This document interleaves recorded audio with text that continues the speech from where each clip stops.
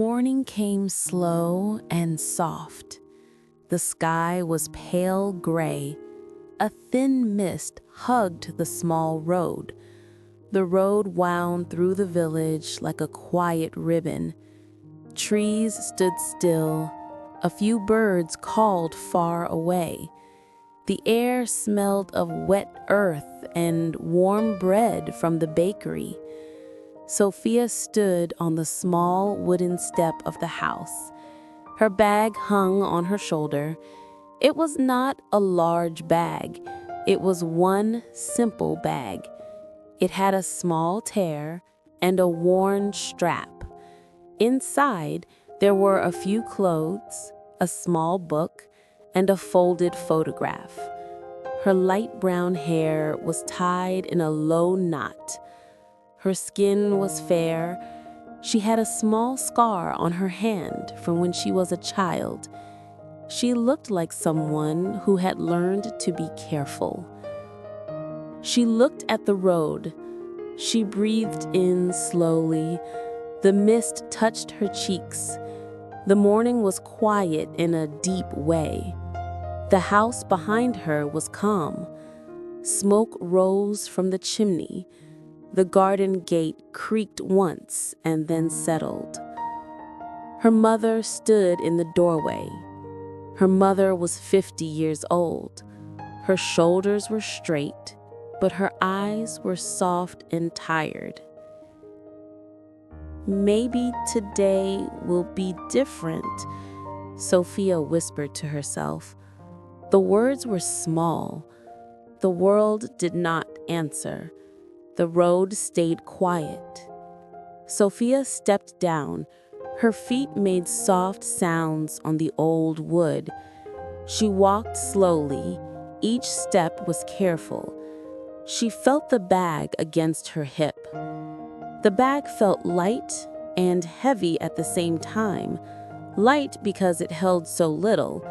Heavy because it held her choice. Her mother did not come close. She stayed by the door and watched. Her hands were folded. She did not cry right away.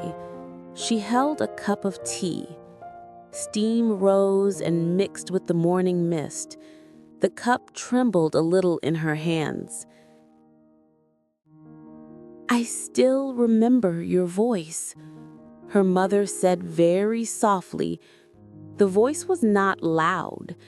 It was the voice of someone who had loved and waited. Sophia turned her head for a moment. Their eyes met. For a second, the world felt thin and bright, like a sheet of glass. Sophia thought of the small room she had left. It had a tiny window and a wooden chair. The chair had a scratch where she once carved her name. She thought of the orange curtains and the clock that always ticked. She thought of nights when the house felt too small and the sound of rain felt too loud. She remembered the time she laughed with her mother in the kitchen. She kept the laughter in her chest like a small, warm stone. "I will come back," Sophia wanted to say. She did not say it. Words felt heavy and unsure. Instead, she smiled in a way that was both brave and quiet. Her smile was like a small light in the mist. Around them, the village woke. A bicycle bell rang. A dog barked once and stopped. The bakery door opened and a warm wind carried the smell of bread. Sophia's steps moved toward the road. The sky slowly grew a little lighter. The mist began to lift a little. Shadows moved along the stone walls. Sophia held the strap with both hands for a moment. Her fingers touched the old leather. It felt real. It reminded her that she could hold on and also let go. She walked past the apple tree. A few late apples shivered on the branches. She could have stayed and picked one, but she kept walking. Her mother watched until the house was only a shape behind the garden hedge. Then she turned and went back inside. The cup of tea was still warm on the table. She put it down and folded the small towel. The house did not seem empty, but it felt quieter. Sophia walked into the mist. The road bent and hid the village. The world ahead was soft and uncertain. Her heart beat in a slow, steady way. She felt fear and hope at the same time. The bag on her shoulder moved with each step. It made a soft rhythm, like a small drum. I remember that morning very clearly. The memory felt close. The light, the smell, the quiet road, they sat in my mind like a song. Sophia kept walking. She did not run. She did not hurry. She walked as if she was learning to trust her feet. The mist began to fade as the sun rose higher. The light touched the tops of the trees and turned the wet leaves into tiny mirrors. Sophia walked slowly along the road that led away from her village. Her shoes were damp, her steps careful. Each sound, a crow, a passing breeze, the crunch of gravel, seemed louder in the stillness of morning. She looked down at the road and smiled a little. It was strange, she thought, how something so simple, just walking, could feel like beginning again.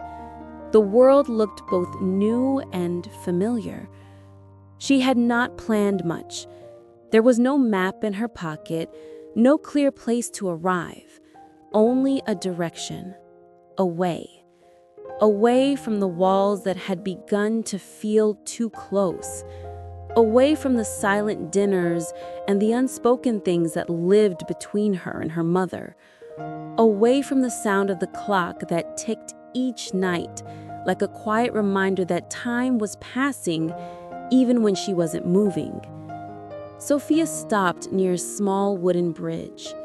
Beneath it, a stream moved gently, carrying yellow leaves and small twigs. She leaned on the rail and watched the water. The sunlight shimmered like tiny sparks. "Maybe this is what freedom feels like," she whispered. The word freedom sounded strange in her mouth, heavy but also sweet. She wasn't sure if she truly believed it yet. Her stomach growled softly. She reached into her bag and pulled out a small piece of bread wrapped in paper. Her mother had placed it there without a word that morning.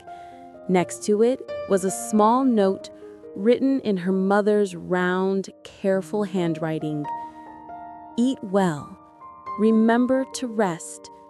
I love you, always." Sophia read the note twice. Then she folded it neatly and placed it back inside.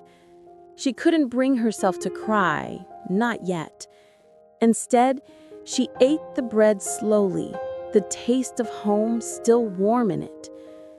The road continued beyond the bridge, curving through open fields.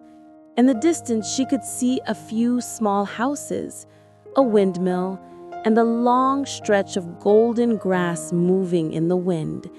It looked endless, open, and a little lonely. Sophia began to hum an old tune. It was a song her mother used to sing while cooking. The melody drifted softly through the air, mixing with the rustle of leaves. For the first time in a long while, Sophia's voice felt steady. "One step at a time," she told herself.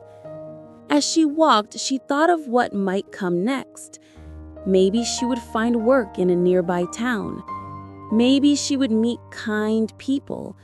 Maybe she would fail and have to start again. The thought didn't frighten her as much as it used to. The world, she realized, was not waiting to judge her. It was simply there, open and wide, ready to be lived in. By noon, the sun had burned away most of the mist. The sky was blue now, with small white clouds drifting slowly. Sophia took off her sweater and tied it around her waist. Her hair had loosened and a few strands framed her face. She looked lighter somehow, even if nothing had truly changed yet. Up ahead, she saw a small wooden sign by the side of the road. The paint was faded, but the letters were still clear. Rosefield, 3 miles. Sophia smiled faintly. She didn't know anyone in Rosefield, but it sounded gentle. It sounded like a place where one could start again. She walked for another hour. Along the way, she passed a man repairing a fence. He looked up and nodded politely.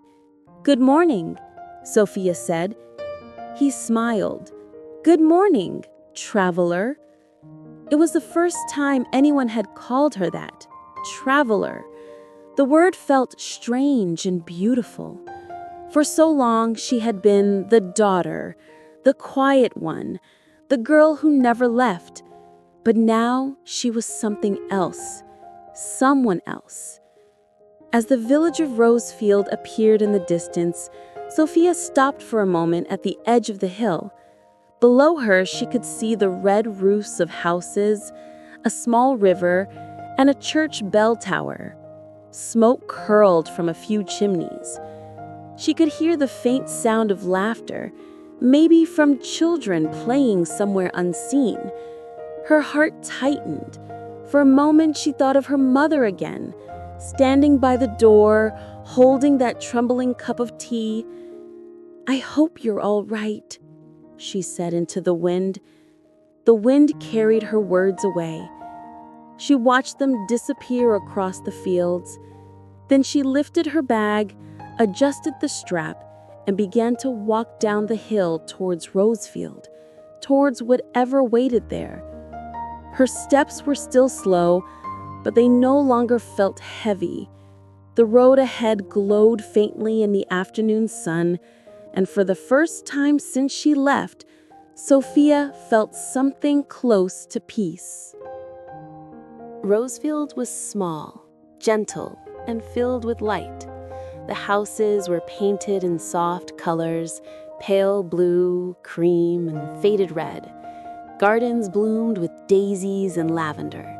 The air smelled of soap and warm grass. Children's laughter drifted between fences, and somewhere, a piano played through an open window. Sophia walked down the main street, her bag still slung over her shoulder. She passed a bakery, a post office, and a small shop with a wooden sign that read, "The Sparrow's Nest, Cafe and Books." The name made her smile. It sounded kind. "Maybe they need help," she whispered. She pushed open the door. A small bell rang. Inside, the air was warm and sweet, a mix of coffee, sugar, and paper.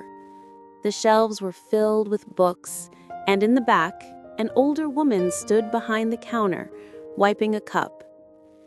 She looked up, her gray hair tied back neatly, her eyes bright and calm. "Good morning, dear," the woman said. "You look like you've walked a long way." Sophia nodded, her voice quiet. "Yes, from the next village." The woman smiled gently. "That must be quite the walk. Sit down. I'll bring you some tea." Sophia hesitated for a second, then sat at a small round table near the window. Sunlight fell across her hands. For the first time that day, she allowed herself to rest.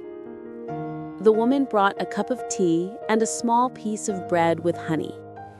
"You can pay later," she said softly. Sophia's eyes filled with tears she didn't expect. "Thank you," she whispered. They sat in silence for a few minutes. Outside, a cart passed slowly down the street. The sound of wheels on cobblestone echoed faintly. When Sophia finished her tea, the woman leaned closer. "You're looking for work, aren't you?" Sophia looked surprised. "How did you know?" The woman smiled. "I've seen that look before, hope and fear together. You remind me of myself a long time ago." She paused. "I could use help here, washing dishes, serving customers, maybe reading to children on quiet afternoons. It's not much, but it's honest work." Sophia's heart lifted. "I would love that," she said quickly. And just like that, something shifted. The world, once so wide and uncertain, began to take shape again. Small, warm, human. In the weeks that followed, Sophia learned the rhythm of the cafe. Mornings began with the smell of coffee beans and sunlight through the windows. The woman's name was Mrs. Harper. She spoke softly, but laughed easily, and her laughter made the walls feel alive. She cleaned tables, served tea, and greeted customers shyly at first. Every day, she grew a little braver. People began to recognize her, the young woman with the kind smile and quiet eyes. Sometimes, in the late afternoons when the shop was empty, she would sit by the window with a book. She liked to watch the children run home from school, their shoes clapping against the stone road. She liked the way the light changed, turning the sky from gold to pink to gray. "I never thought peace could look like this," she said one evening. But even in peace, memory stayed close. Some nights she dreamed of her mother, standing in the doorway holding that cup of tea. Sometimes, in her dream, her mother called her name. Other times, she only smiled, proud but silent. Sophia would wake with tears on her pillow. One morning, while sweeping the front step, Sophia saw the postman stop outside the cafe. He handed her a small envelope, slightly bent from travel. Her hands trembled as she read the handwriting. It was her mother's. She sat down at the nearest table, heart beating fast. Inside was a short letter. The paper smelled faintly of lavender soap. "My dear Sophia, the house feels quiet, but I am proud of your silence. It tells me you are strong. I miss you every morning, but I am learning to let go, the way mothers must. There is bread on the table, and I still make tea for two. I imagine you sitting across from me smiling. Be kind to yourself. Don't rush home. Not yet. The world needs to meet you. With love, Mother." Sophia read it 3 times, her fingers pressed to the paper. Tears fell freely now. "Thank you, Mama," she whispered. That night, she placed the letter inside her small book, the same one she had carried in her bag. She didn't hide it. She kept it on her bedside table beside a candle. The next morning, she returned to work. The cafe smelled of cinnamon and warm milk. The world felt a little brighter, a little more possible. For the first time since she left home, Sophia didn't feel like someone escaping. She felt like someone becoming. The days in Rosefield slowly folded into one another, soft and golden like pages of an old book.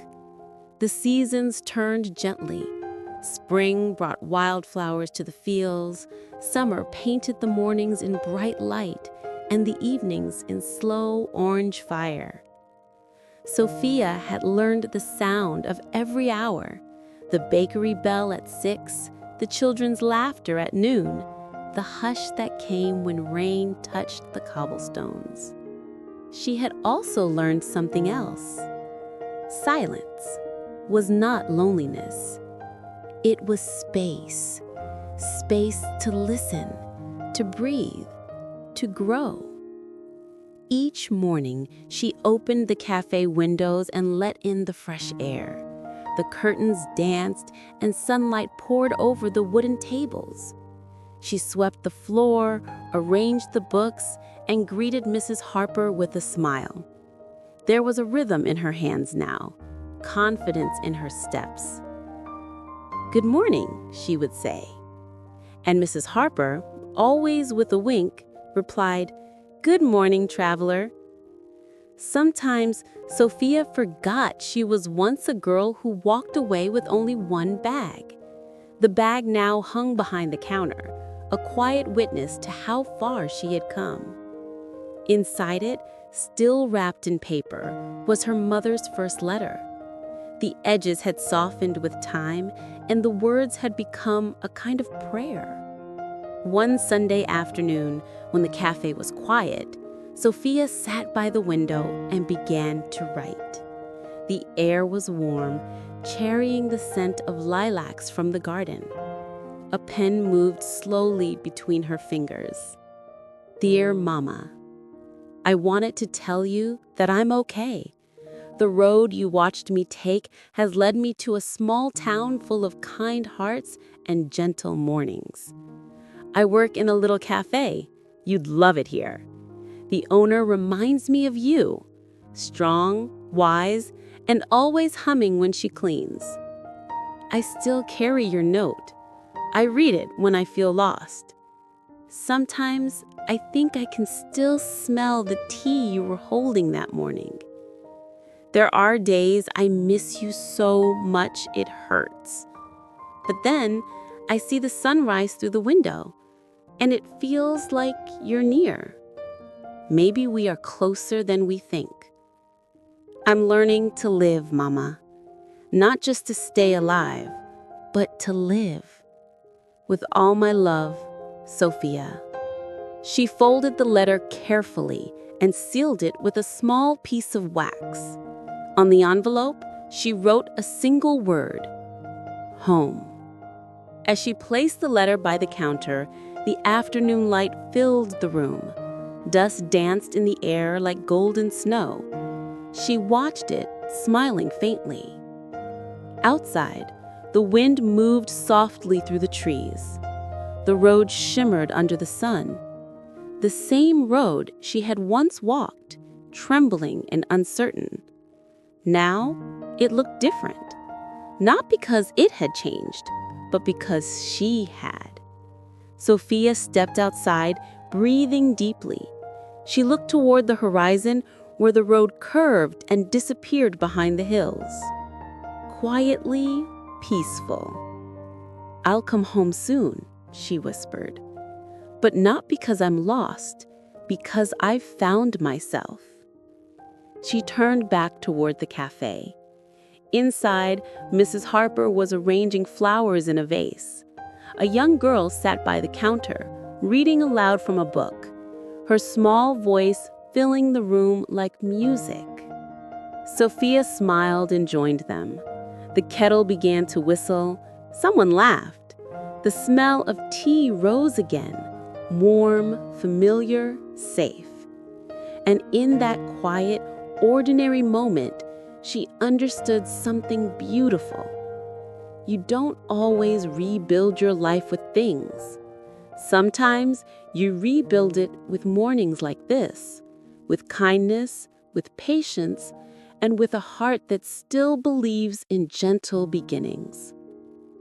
Maybe I didn't leave everything behind.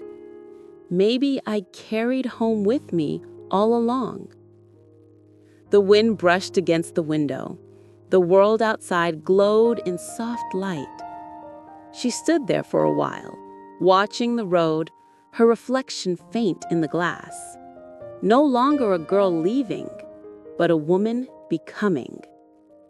And somewhere far away, in a small house by the garden gate, a mother placed 2 cups of tea on the table, one for herself, one for the daughter who would always belong, no matter how far she walked. The steam rose, the silence between them, even from miles apart, was full of love. "Be happy, my girl," her mother whispered into the air. And as the sun set over Rosefield, Sophia smiled a quiet smile that belonged to the woman she had finally become.